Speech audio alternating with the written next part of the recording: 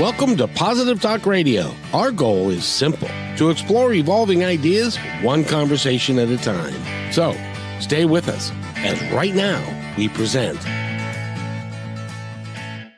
And good afternoon, everybody. Welcome to the show. We've got a great author for you to talk to today, and he is he's a career guy. He's been working in assisting insurance people and risk management and stuff like that. He's also an author, and one of the reasons I wanted to have him on the show is because, number one, he's written 4 books in the not too distant past, and he also wants to help other people and budding authors. If you have got this, I was going to say itch in your pants, but that's not correct. If you have an itch, I don't know, behind your ear or something that and you want to be an author and you need to scratch that itch, he can help you with that. So we're going to talk about all of that. His name is Sloane Mcquiston, and welcome to the show, sir. How are you? I'm doing great, Kevin. Thank you so much for having me on. I'm very honored to be part of your show. Well, thank you. I have to learn to accept that with, just accept it as it's offered and say, well, thank you very much. That's awfully nice of you. Because it's important that, but you see, one of the reasons why I wanted to have you on the show is that I like to talk to people about not only what they're doing now, and in your case, you're a successful guy, you've been doing it for the last 38 years, but also that when you're done with that, you're not going to be done. You're going to morph that into a brand new passion, a brand new career, and it's going to be successful. And I just think it's great to talk to people like you, so add to hold you up as a shining example of what other people can do as well. Well, thank you. I'm not sure I'm the shining example, but hey, let's find out, huh? Well, anybody that let me tell you a story. My dad was a executive for Nordstrom, and that's what he did. He didn't he played golf, but he never really developed a lot of outside interests or passions. And so when his career at Nordstrom's was over and he was no longer Mr. McDonald, now he was just Jack, he lost his identity. So he didn't do anything to continue his passion or to develop a new passion, which would have been, I don't know, really a good idea. And we talked to him about that a lot. He never did. And so I'm encouraging people that just because you're a perfect example of this, just because you've been working in an industry for 38 years and you're going to retire at some point, that doesn't mean that you're done. You're just transitioning to a new passion of yours. And so that's why I wanted to have you on. And in addition to the fact that I love your books. Well, thank you very much. And I couldn't agree with you more. I think most successful people always have something productive going on, right? Sometimes it doesn't pay all that well. Like when they retire, they might do something, it doesn't pay as well as they did, but it's something they enjoy. They stay productive with. It keeps them engaged. It keeps their mind working. And I think that's really important for people. It's important when you're young, and it's certainly important as you age and as you decide to get out of that career that you've spent so many years in, to find something else to keep yourself productive. When was it that you decided that you wanted to write? Was it years and years ago and you said, oh, I'll get around to it eventually? Or was it an itch that you needed to scratch relatively recently? Yeah, it's a little of both. Now, I had an idea for the first book, which is called The Drop Off. I had that idea about 15 or 20 years ago. And I thought, maybe I'll write a book, but I had never had a burning desire to be an author. But the more I thought about the story, the more it just became, I need to tell this story, right? I need to write it. And so the first goal was to start, right? And I think that's how most authors are. They think about it, but until they set that goal of, let me just start. And then once I started, it went pretty well. The work flowed well. I really liked the way the story shaped up. I let my wife read it. She was my first beta reader. And so she read it and she thought, man, this is pretty interesting, you know. And then it was over. She's like, I really like that. How are you going to get that published? And I was like, you got to be kidding me, right? I mean, the goal was to start. Then the goal became to finish. And it's like, publish? Hey, have you lost your mind? And so I talked with the only person I knew who had a book out. And she was like, oh, yeah, self publishing is the way to go. And I've got some folks who can help you. And so I talked with the folks at 40 Day Publishing, 40daypublishing.com. Fantastic people. And they are my publishing consultant. So, although I'm self published, but they're my publishing consultant. So they help me with editing. They help me with book covers. They help me with formatting. All those little things that as a starting author, you're like, I need to do what? I need to include what? Right? They got all that stuff for you. So it is super helpful. So it's kind of a blend, right? I had an idea for a story, but I was never like, oh, I got to be an author, right? It just kind of worked that way.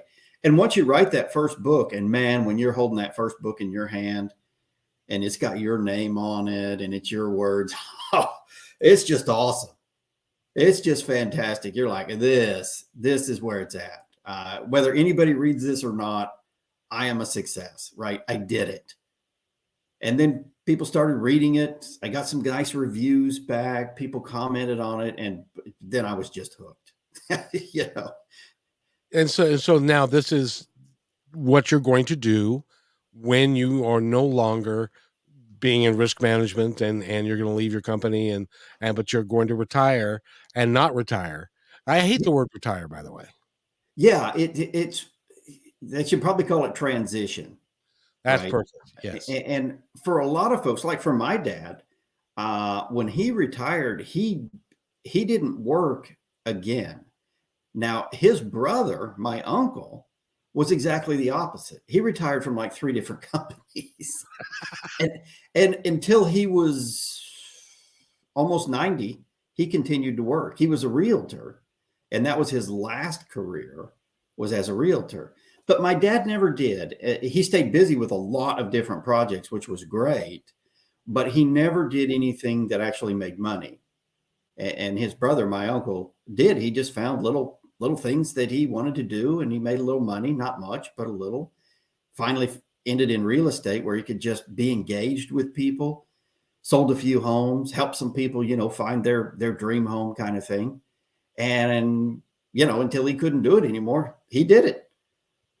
Doesn't it validate you when you can be a meaningful contributor to the economics of the planet as well as the things that are being put out there? Isn't that really an important part of later on in life? Oh, absolutely. I think absolutely. In my first book, The Drop Off, it's the story of a 5-year-old who's dropped off with his 99-year-old grandfather. And you eventually find out why, and you find out the family dynamics that led to it and this and that.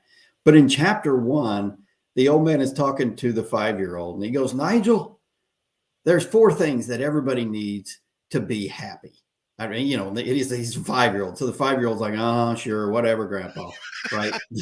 But he's like, they need to be productive, right? Whatever that looks like. You need to be productive. You need to be respected, right? For what you've done and what you can do. You need somebody to love and somebody to love you. And then you just need to be left the hell alone. Right? You don't want a bunch of intrusive government. You don't want an intrusive church. You don't want, right? And the point being, you need that opportunity to grow. And I love that. I've used that in presentations that I've given before. And I think it's true to your point, Kevin, just finding something in life where you can feel productive. Hey, if you can make a little money, that's awesome. Right. But just feeling like you're contributing to society, it makes all the difference in the world. You know, at one point in time, I still will do it today if somebody asks me. I had something called Family Legacies, which is I would interview people that were older, that were maybe in a rest home or assisted living, and their families would have me do it because they wanted to know and have for the future generations the story behind these individuals' lives. And I thought it was just a really cool idea. And so I was doing it. And then it dawned on me because I was having trouble getting these older people to want to do it. One son came to me and he said, "You've got to do my dad. Please do my dad." So I went and took my stuff and went to his house and his assisted living place. And I started talking to him and he said, "No, I'm old. My story has no value and stuff." And so we got into it. And it turns out that he was on George Patton's staff during World War II as he's going across Europe, like gangbusters to take down Hitler. And he knew Patton. He knew all of the plans. He could speak about it all. And then he came back to the States and went to Hollywood and had a relationship with two guys you may have heard of, Bob Hope and Bing Crosby. And yet he was telling me he had nothing. He was not special in any way, shape, or form.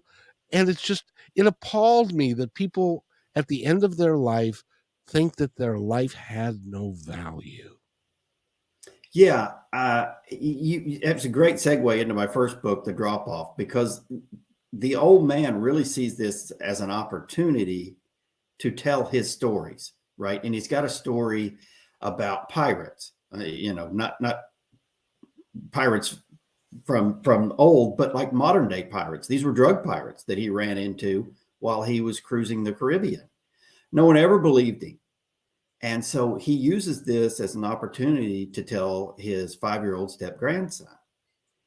And I think there's a lot of people out there with fantastic stories to tell. And if you're not a writer, there are tons of ghost writers that do exactly that kind of thing, memoirs, right? And so they just exactly like what you did. They'll talk with folks, get a bunch of details. They'll start a book for them. They get to read it. And together they shape those memoirs into a story. And at the end, you've got a fantastic book about somebody that, on the surface, nobody would know anything about. But what a great story he hung out with. Patton and then Bob Hope and Bing Crosby. Now, Bob Hope has to have some good stories. You'd bet. Yeah. And, and it just boggles my mind because, had he not done that, he would have, and I'm sure this was 20 years ago, so I'm sure he's passed on now. And that story would have left with him and Yeah. never would have surfaced. Nobody would know it. It would, and those are the sorts of things, our legacy and the memories of who we are and the experiences that we had. Those are so important. Yes. Yeah. Everybody's story is important to somebody else. Everybody's a hero to somebody, right? Sometimes you don't know you're a hero to them, but you are. The things you do, the things you say, the kindness you show them, whatever, right? You can be that hero. And so I think that's why so many people get into writing, Yeah. right? They've got a story and they just want to tell it. And that is success for them, right? They know they're not going to become a best-selling author, or maybe they do become one, but that was never the plan. The plan was simply to tell the story. That is an important piece of why we are here is to leave our generations next to come that of what we sounded like, what we talked like. The other thing, I'm an audio guy. I've been blessed. I interviewed my dad a month and a half before he passed away, and so at his memorial service, I I gave the organist a tape or a CD, and I said, "When I get up to speak, I want you to play this." And he said, "What is it?" And I said, "You'll see." And the pastor said the same. Said, "You gave the organist something?" And said, "Yeah, I would like them to play it when I speak." And he said, "What is it?" And I said, "You'll see."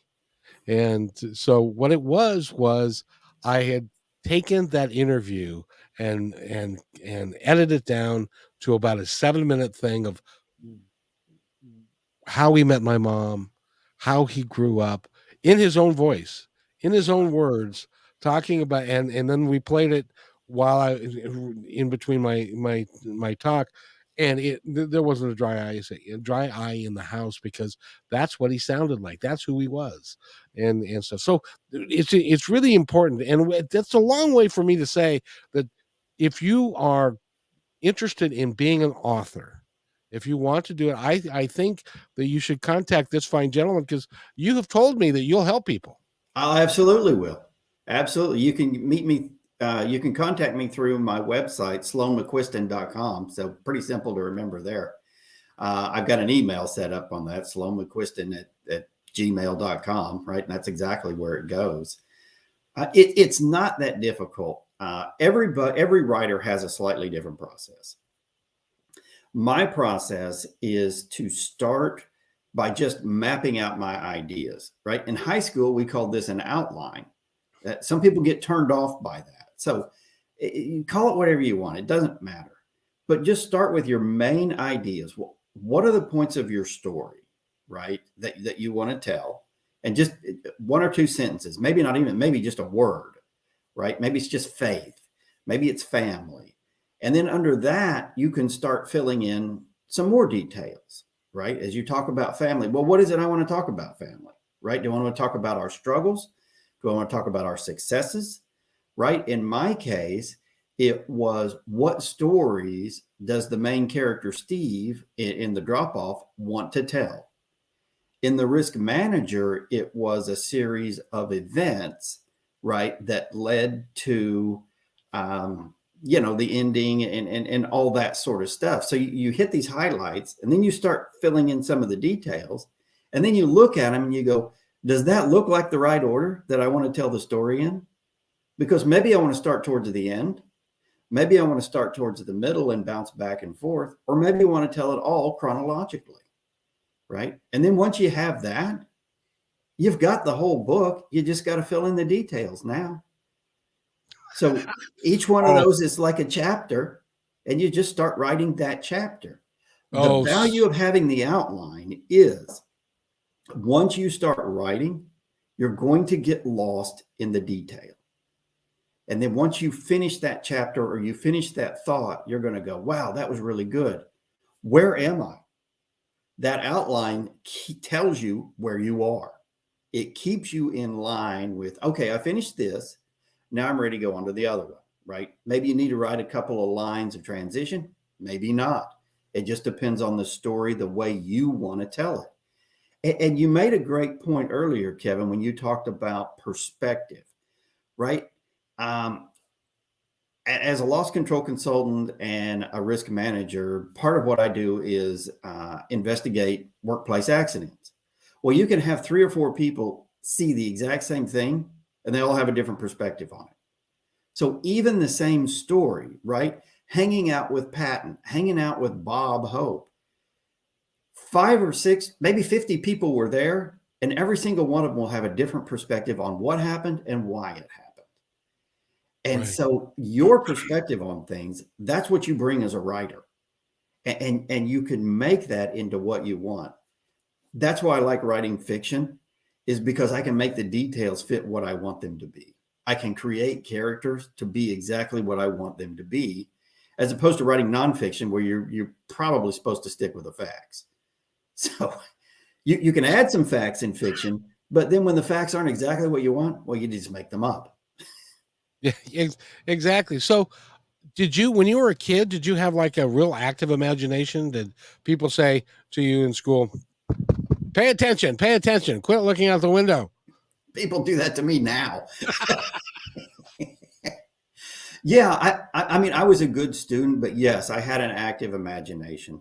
I'm the youngest of 4 siblings, right? So there was always something going on, and we certainly didn't grow up rich, but we didn't grow up poor. So at times you had to make your own fun.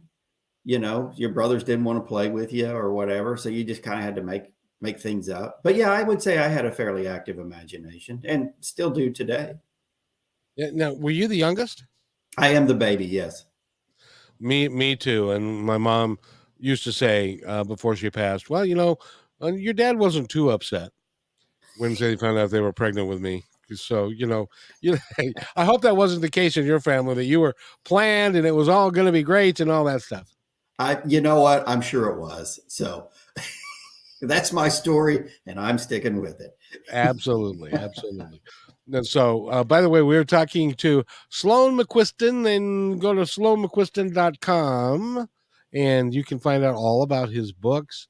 What is the Risk Manager, the last one that came out? Actually, I just finished the final one in the Nigel Manning series. So there's the drop off, the deliberate guardian, and the destroyer. Now, in between the deliberate guardian and the destroyer, I did the risk manager. So, when you talk about an active imagination, I have a bad tendency when I'm writing a book to fall in love with some obscure character that I dreamed up out of nowhere. And then I want to explore that character. So I'm like, okay, I'm done with this book. Let me explore this character. And it was kind of the same way when I wrote the drop off. I needed a character who was an Uber driver, because you got a 99-year-old and a 5-year-old. Neither one of them should be driving. Right. So in the story, I just needed them to go somewhere. So I dreamed up this Uber driver. And the more I talked about the Uber driver, the more I fell in love with the character. And so the second book is based primarily on that Uber driver, Zamir. And Oh, then, as a wow. part of Zamir's backstory, I talked about his family, his sister, and part of his backstory growing up in Africa, the Democratic Republic of the Congo, which when he was there was called Zaire. And so I just kind of fell in love with that story, and I made it a focal point in the third book. Now, do you understand that what you do is kind of special? Because I can no more do that than fly to the moon. I mean, I can sit here and talk to you all day long, but I can't. There is not a prayer that I can keep that I can keep putting together, even if I had an outline, putting together and having it go chronologically the way it's supposed to, and have it be interesting. Because I can't think up, like you thought up an Uber driver that was from Africa, and it became a full blown character. There was Yeah, a complete book. you'd be amazed how easy it is. Um, Part of my process is, and I think this is true of all writers, as you go through your story, even though you have it outlined, you run into problems, and you're like, I need to get from here to here, and I don't know how to do it, right? And what I do is I just start writing. I've discovered that if I'll just start writing, the answer will come to me. And as you start writing who the character is, you start writing dialogue between characters, then an idea pops into your head and you go, oh, that'll work. Right. And so you just write yourself out of the problem. Now, some of that stuff you've got to get rid of because you've babbled on for a while. And you go, well, I didn't really fit. So you end up wiping that out. But you find that transition.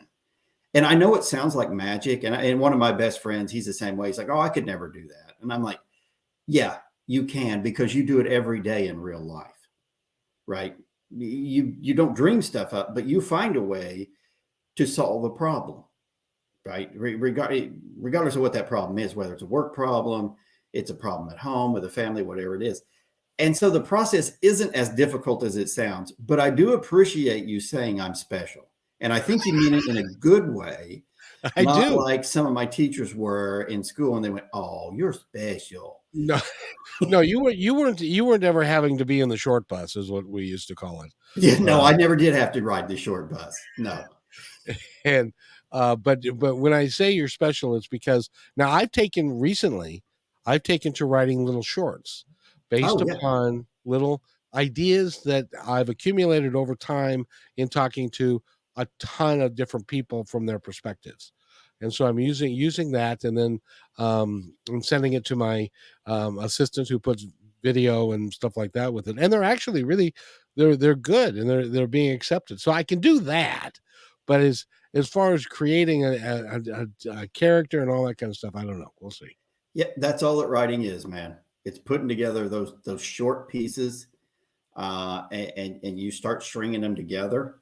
Now, I have a lot of respect for people who can write a short story because I can't. I'm wordy, right? Oh, And when I listen to lyrics from songs, I'm stunned at how much they can get in 50 or 60 words, yeah, right? It's really amazing. That is a true art form, lyrics, right? Just telling that story, putting it to a rhythm, and you don't have a lot of words to use. A lot of them get repeated, right, in the chorus and this and that, but that's writing. yeah, yeah. One of my favorite songs of all time. That when my brother had stage 4 lung cancer, and 3 days before he passed. Are you from? Now you're from. Where are you from? Are you from the South? Well, I was born in Oklahoma, and I lived there for the first 30 years, and then I've been in Texas for the second 30 years. I don't know how you guys do it down there, because I went to. I was a traveling salesman for a while, Yes. and I was staying in a hotel in Fort Smith, Arkansas. It was a Hampton Inn, and when you are watching TV, and in the corner of the TV, there's these little place for counties. Yes. When they have the counties there, because there there's a tornado watch that's around the counties and stuff, and then it's dark, and it's raining like hell, and it's loud. I don't know how you guys ever sleep down there. It just amazes me. Yeah, that happens about once a month. I know, and it was like I didn't know what county I was in. I didn't, and then the screen went red, and they said, if you're in Washington County, go downstairs now. And it's like I had to call the front desk. By the way, what county are we in? I bet they were like, why would you want to know that? Yeah, it's like you might as well just take it, and if you get flattened, you get flattened. So I admire you guys, but where was I going with that? I can't remember now. But it's interesting that the things that you guys had to do in the South that I don't have any idea about. So Yeah, you're in Seattle, right? yep, we don't Yeah. got nothing here. You got snakes, you got spiders, you got Yeah, we don't got nothing. Yeah. You guys have temperatures that range from 50 to 70 Correct. and rain and a little bit of sunshine. Yes, that's. I don't know how you do that. I have to have some change in weather, and I have to have a lot of sunshine. It's funny. I was when I was working for this company in Arkansas. A couple of guys flew into Portland, and I picked them up from Portland, and was going to take them to Seattle because we had a conference in Seattle. And one of the guys is now in going up I-5 in Washington. It's green, it's beautiful, it's real green, it's hilly and all that kind of stuff. And he was sitting there in the passenger seat going, "You mean to tell me that in there woods there's nothing that's gonna hurt you and to bite you and stuff?" And I said, "Well, we've got an occasional bear or something, but nothing." I said, "You mean that there's no ticks and chiggers and stuff like that there?" And I said, "No, don't have any of those." I had no idea what a chigger was until one of the gals told me, "Yeah, it's nasty. Yeah, If you yeah. get triggers, you have to take a bleach bath or some sort." Chiggers they're a curse of the South for sure. So, So, so I was, I made it a rule. I would only stay in the second floor or higher of a hotel in Siloam Springs, Arkansas. But then I was playing golf with a guy, and a June bug landed on me, and I thought I was being attacked by an eagle or something. It was huge. and loud, very, very loud. Yes, that guy laughed at me for 10 minutes, I tell you. Yes, I'll bet he did. I'll bet he did. I screamed like a little girl.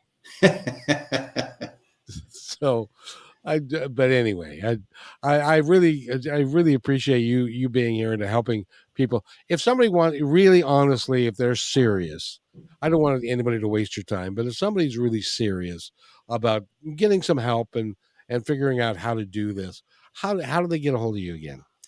Go to my website, sloanemcquiston.com, and there up at the up on the banner up there, it says contact.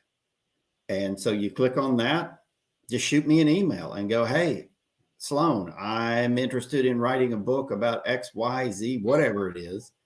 Um, Give me some advice or whatever, and I'll shoot them back an email. I'll give them my phone number if they want to call me. If we want to arrange a time to do a virtual meeting, kind of like what we're doing here, right? I'm happy to do that. I think most independent authors are, because somebody did that for us at some point. Yeah. And so we're willing to pay it forward, right? It's really paying it back, but it sounds better to say paying it forward. No, no, it really is paying it forward. And speaking of which, I'm noticing that you've got some plaques in your background there. Are these awards that you have been Those are, let me look. I mean, you decorate your own office and you don't remember what it is once it's up. You see it every day. You don't pay any attention to it. That one's a diploma from Texas A&M. aha. And this one over here is my bachelor's diploma, and then that's my other master's degree. So I've got two master's degrees. You're a double PhD? No, two Not a masters. doctorate, but 2 Yes. masters. Are you Yeah, I'm too lazy to get a PhD. When I went to A&M, my goal was to get my PhD, and then I found out how much work was involved, and I was like, that ain't happening. I mean, yeah, I have a ton of respect for people who go through a doctoral program. It is not for the faint of heart. So anybody that does it, you've got my respect. Well, I'll tell you what, anybody that can do what you've done and have a couple of master's degree and so you're not chopped liver yourself, my friend. Well, thank you, Kevin. You honor me, so I appreciate that. So what you do is important too, and I have to say, you have a fabulous voice. I'm sure you've been told that before, right? Once or Which is why twice. you do a lot of radio. But you just have a great radio voice, and that's a gift. And using that, to help people and get them motivated and show them so many different possibilities that are out there. That's good work, man. That's good stuff. Well, I truly appreciate it, and I've been told, it all started when I was an assistant manager at a restaurant, and it was in the morning, and I was counting the money, and the manager called, and I was talking to her on the phone, and she goes, and it never dawned on me before, but she said, you've got a great radio voice. And I said, "Oh, really? Oh, well, thanks." Didn't act on it for years, but then in my early 40s, and then I still didn't recognize it, but it's better now. Sometimes things are better with age, and in my Yeah. case, I I had one lady call me and say, "I'd listen to you read the phone book."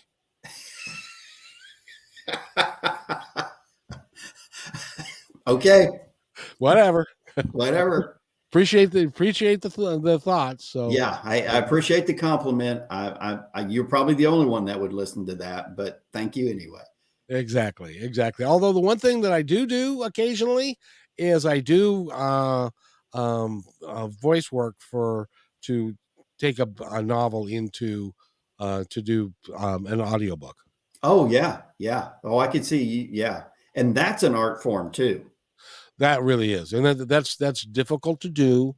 It's far And it more takes difficult than people think it is. it is because you have to write it, then you have to edit it, and then you have to make sure. First of all, you have to read the dang thing Yeah, so that you know what the story is. yeah. You probably end up reading it multiple times. Yeah, because you have to know and you have to know the characters. What would their voice sound like?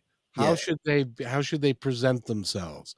Are they quirky? Are they what do you know what the so yeah, it takes a long time and they don't get paid um they get paid okay, but to do it really, really well, they don't get paid enough to do that. No, it's a lot more work than it appears. If you've ever just read out loud to yourself, to your children, to your dog, whatever, doing that without making a mistake, even for 2 sentences, is more difficult than it sounds. Yeah. But then reading the book, making sure you're pausing enough between sentences, but not too much, so that they can edit that, right? And then there's a lot to it. And Well, so see, I got a lot of respect for people who do those audio books. what I do is I do the book and I also edit it. So Oh my goodness. I'll read like a page, and then I'll edit the page and go on to the next page. But there's 300 pages in most Yes. novels. And there's a ton of editing to do on the back end. Yes. And yeah, it can be tough. It can be tough. But Yeah. so So I got a lot of respect for that. of your books, which is your favorite? I gotta ask. Oh, that's a really good question and a tough one to answer. Is that kind of like saying which is my favorite kid? Yeah, it's kind of like that. But since they're inanimate and they can't throw me You in a can't hurt their home, feelings. I can actually answer it. I think The Risk Manager is probably my favorite. I like the stories. I like the richness of the characters. I really like that I intermingled real places in Central Texas, the Austin area, and in the Hill Country, where I lived for 15 years. I love the way I was able to weave real places into the story. And then in the last review I got, which was like 3 days ago on it, the reviewer said they really appreciated at the end, and this is the first time I've done it. I put a list of the places that were in the book, and I said if they're real, if they're something I dreamed up, and if they're real, how did I know about them? Right? Like one of them is a restaurant that it's the Steiner Steakhouse. And my boss, when I lived in Austin, who owned the company, he was a partner in it. Him and Bobby Steiner put it together. And Bobby Steiner is a world famous bull rider. And so, I could look up the history of Bobby Steiner and only put in the things that were true. And I left Kelly's name out of it completely because Bobby was far more of a rich character. And so it was just a lot of fun to be able to put that kind of stuff in it. Yeah. Yeah. And of course, your first book's one of your favorites because it was the first one you ever did. But then as you progress as a writer, you go back and go, ooh, that maybe wasn't written all that well. I was going to ask you about that because I've been told that as you go down this process, and it clearly is a process. Oh, yeah. That your first book isn't as good or as well written as your second, and so forth and so on, until because it's like anything else, you're just getting your art form down. Yeah, you just get better. You get more refined. You're able to focus more of what you want to say and say it a little more concisely or the way you wanted to, right? Sometimes, especially on that first one, you're like, oh, how's my audience going to receive this? Should I put some sex in the book? Should I not put some sex in the book? Should I use slang? How much, curse words should I put in? Should I not put in any? And as you go along, you become more comfortable with what the answers to those questions are. And do they fit this character? And I put that in there, but I try to make it relate to the character. Not just put it in there to be gratuitous, but to make it fit who the person is and make those actions tell the story of the character. So I gotta ask you, have you ever done a steamy scene in one of your books and then have like a relative read it and say, how'd you know about that? Yes, in the first book, my daughter won't read my books because of the first one. There's a pretty, and it was way more explicit before it got cut. There's a fairly explicit sex scene in the first, and I think it's the first chapter. She read that and she stopped. I was like, baby, it's one scene. You're a grown woman, really. And no, she's like, I'm done. How old is she? Okay, How old was she at the time? like 23. Oh, come on. She was just Yeah. embarrassed. She knows all about that stuff. Well, and she's living with the guy who's now her husband. So, yeah. But I think it was just coming from her dad Uh-huh. that it was that, yeah. So, yeah. And one of my friends, he still busts my chops a little bit and goes, hey, I think more of that book's autobiographical than you'll let on.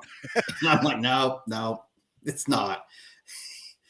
So Well, yeah, sometimes that happens, and I think one of the greatest quotes is from that I know is from Stephen King, and he said, "If you want to write the truth, your time in polite society is limited." that is so true. Because Yeah, because it doesn't matter what you write or how you write it, someone's going to be offended by it. That's the society we live in, right? it's And so just as you progress in your writing, you become more comfortable with the way you say things and the way you want to say things and the way you and that's part of character development, right? It's like I want to say this, so I got to find a character that I'm comfortable saying it through. Have you ever thought about doing a screenplay? I'm kind of working on one for the risk manager through 40 Day Publishing. I met a young man who graduated a year or so ago from USC Film School. And he read the book and he said, man, I love it. I'd love to work in Texas. I would love to do this book, but we need a screenplay and we need some money. And I said, well, I ain't got either. So I don't know where we're going to end on this. And so I said, well, hey, if I was to write this screenplay for this, what would be the best software? And he told me what it was. So I bought it for a couple $100. It's pretty cheap. And it's fairly self-explanatory. And I started on it, but I haven't really gone that far with it because in the meantime, I was finishing up The Destroyer. And then I'm working on my next book, which is kind of an apocalyptic book. And the working title is Hopelessly Human. That only took like 8 months to come up with. 2 words, 8 months. The hardest part for most authors, and this is true of me, is writing the synopsis on the back page. You've got 100 words or less, and you've got to write what you spent the last 3, 4, 5, 6 months writing, right? 100,000-ish, 120,000 words. Well, I got to just knock it down to somewhere between 50 and 75. That is brutally difficult for me to do. Oh, Brutally difficult.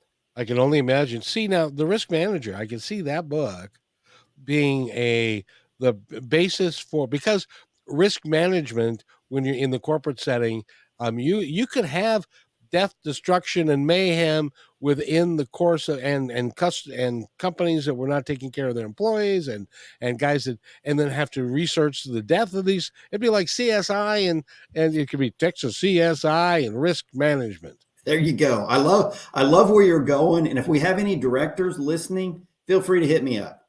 Exactly, exactly. Because that could be a weekly series.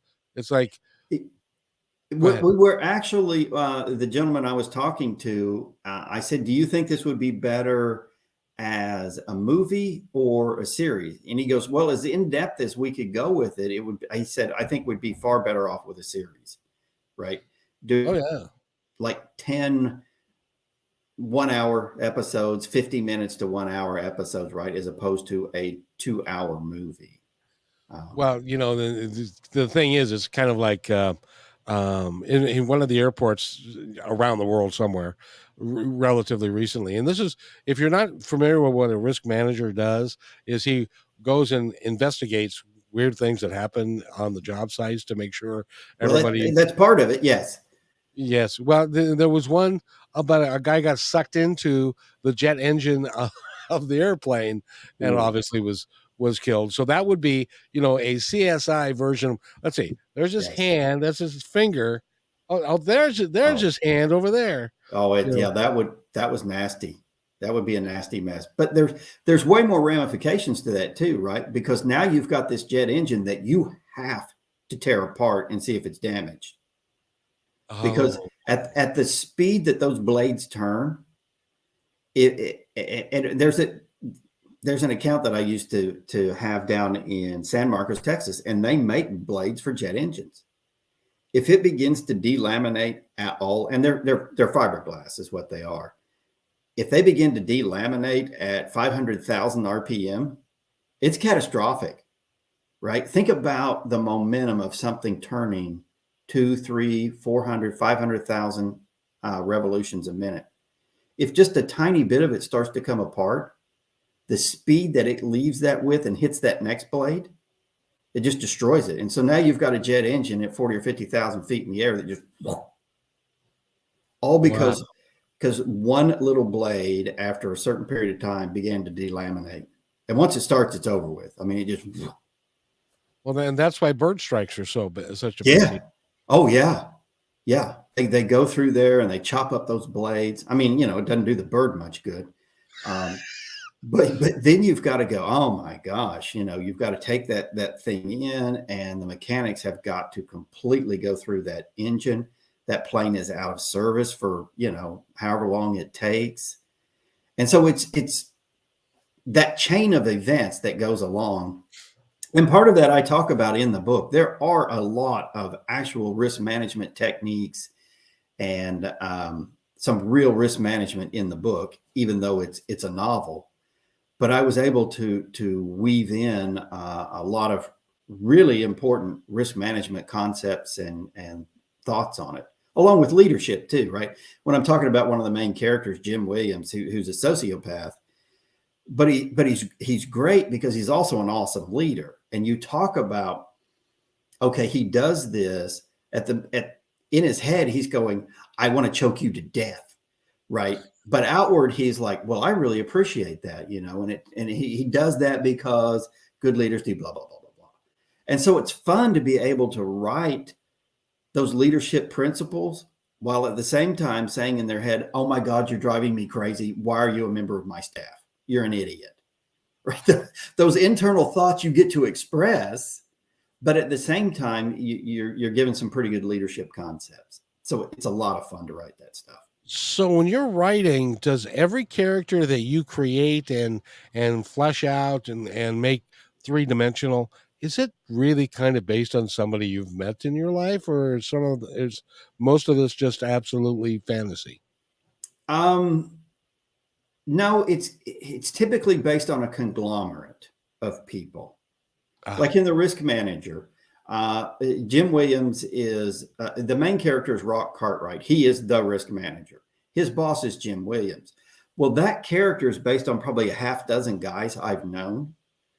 A couple of them probably, though they certainly had some sociopathic tendencies. But Jim is one of those guys, and I think I describe him in this. He's the kind of guy you just can't hate. He's ah. good looking, he's charismatic, he's funny, he's engaging, he's charming. And even though he's full of crap most of the time, you just can't not like him. And I used to work with a guy like that. It turns out he embezzled a bunch of money from the company. The FBI was looking out for him. And so but he was the same way. He was just the kind of guy that you just loved. You just wanted to be around. He was fun, but he was a crook.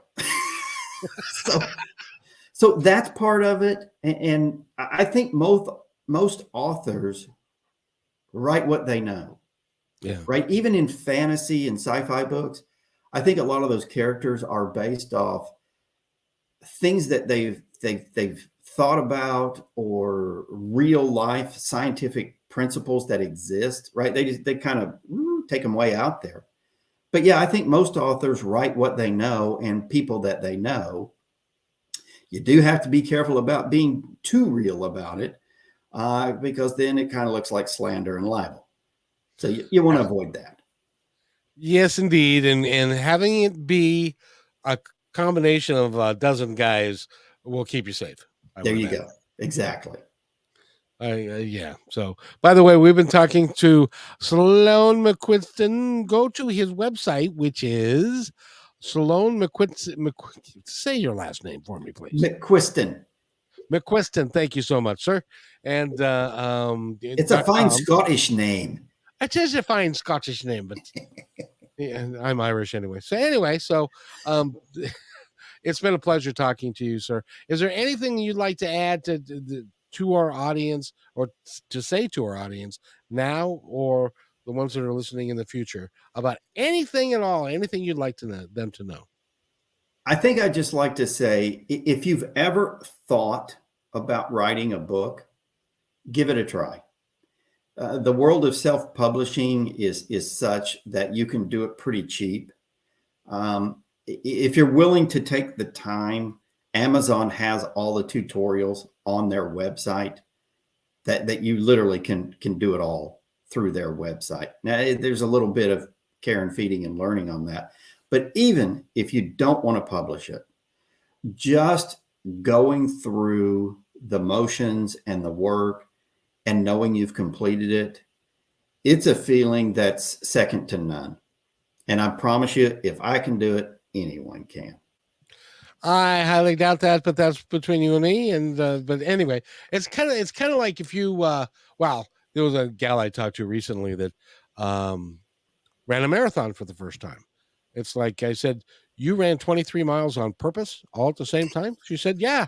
And it was a great achievement for her. For me, it would have been like, I'd be dead, but that's beside the point. But in any event, that works for other people. Find your passion, live your passion. This is mine. You're the author. Live your passion and live your best life, because you deserve it. Quite frankly, everybody does. You're exactly right. And success is measured by you, not the people around you, right? So whether your book sells, whether you publish it, whether you don't, the success is in the accomplishment.